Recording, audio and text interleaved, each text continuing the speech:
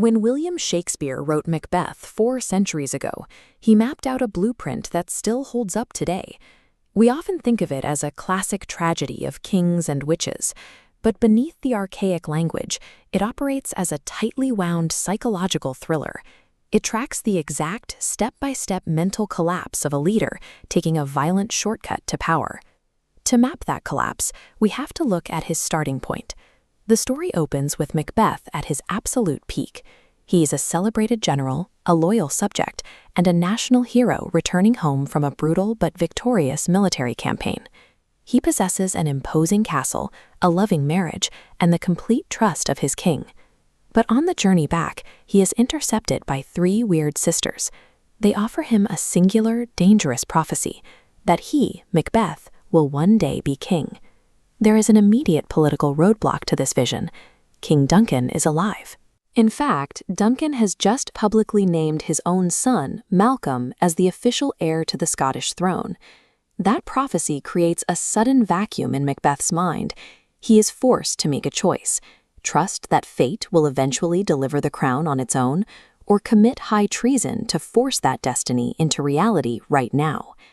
The opportunity to force that reality arrives almost immediately. King Duncan travels to Inverness to spend the night as a guest at Macbeth's remote estate. The king is essentially isolated and trapped, surrounded entirely by Macbeth's people and geography.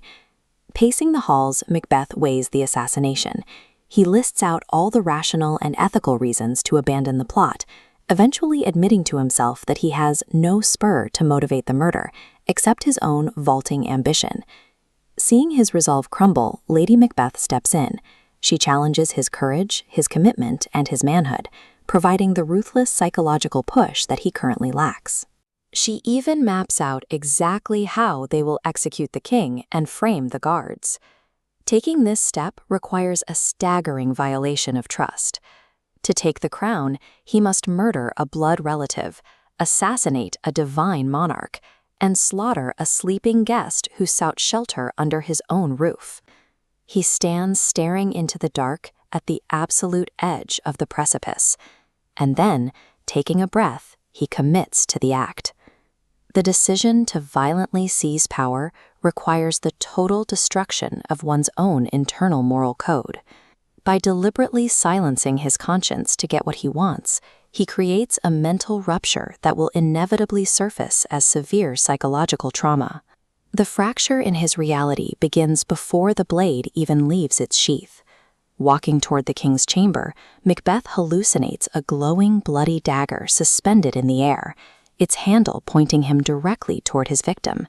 He goes through with the assassination.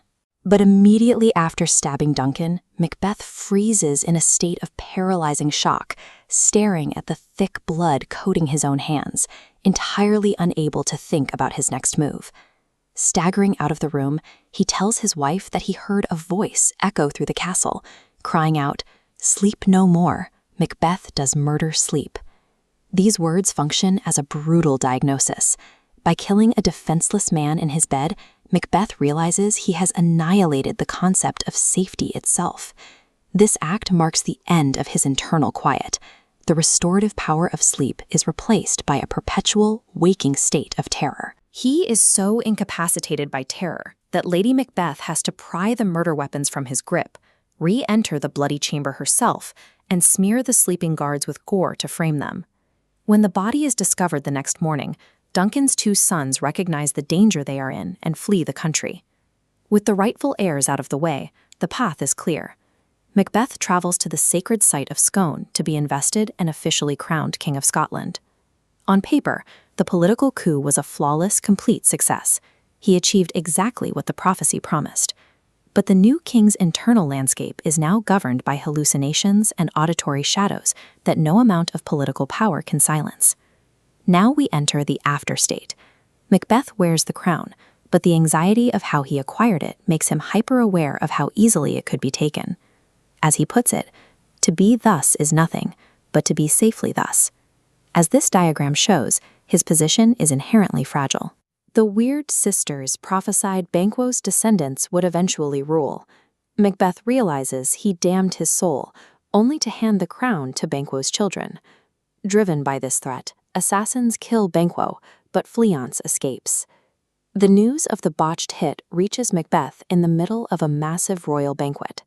Staring at his own empty chair at the head of the table, Macbeth hallucinates Banquo's gory ghost sitting in his place. He descends into a frantic, screaming fit in front of the most powerful lords in Scotland. This is the moment his reign collapses. A ruler's internal paranoia cannot be permanently contained within their own mind. It inevitably bleeds outward into a public political crisis, destroying any remaining illusion of legitimate, stable authority. Having exposed his guilt to his court, Macbeth sits with his wife after the guests have fled. He comes to a grim, fatalistic realization.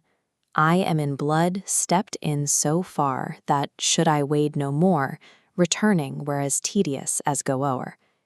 Deciding it is easier to keep killing than to seek redemption, he fully abandons reason. When he learns that a nobleman named Macduff has fled to England to seek help, Macbeth orders the senseless, immediate slaughter of Macduff's undefended wife and children.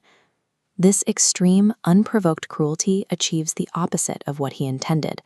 Instead of projecting strength, it unites the fractured Scottish opposition. Malcolm and the grieving Macduff join forces, marching a massive invading army back across the border toward Macbeth's stronghold. As Macbeth frantically barricades his castle for a physical siege, Lady Macbeth fights a different battle. Consumed by the repressed trauma of their actions, she descends into severe sleepwalking, obsessively scrubbing her hands to wash away invisible blood, until she eventually takes her own life. Finally, the battle reaches the castle gates. Confronted by Macduff in the ultimate duel, Macbeth learns that the supernatural promises he relied on to guarantee his safety were nothing more than semantic tricks, carefully worded to engineer his doom.